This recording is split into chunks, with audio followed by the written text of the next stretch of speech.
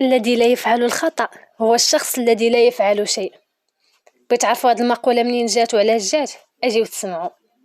في يوم من الايام كان ألبرت اينشتاين كيعطي درس وكتب على السبورة 9 ضرب 1 تساوي 9 و9 ضرب 2 تساوي 18.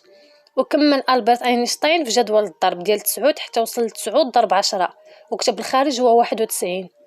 كاع التلاميذ اللي كانوا في الحصه بداو كيضحكوا بشكل هستيري وبداو كيستهزئوا به. بصح عارفين بلي 9 ضرب 10 كتساوي 90 ماشي 91.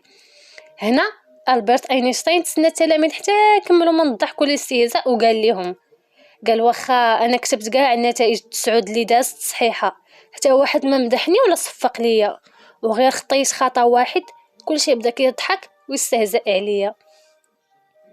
هاد القصه كتبين وكتعني بلي واخا تكون ناجح قد ما كنتي، الناس الاخرين غيبقاو يتسناو ويركزوا ليك غير على الخطا اللي درتي ولا اللي عاد غديرو، وكينساو بلي الخطا هو جزء من عمليه النجاح. وهنا فين جات المقوله ديال ألبرت اينشتاين: الذي لا يفعل الخطا هو الشخص الذي لا يفعل شيء. داكشي علاش من اليوم آمن براسك وما تسوقش الأخطاء اللي ممكن ديرها.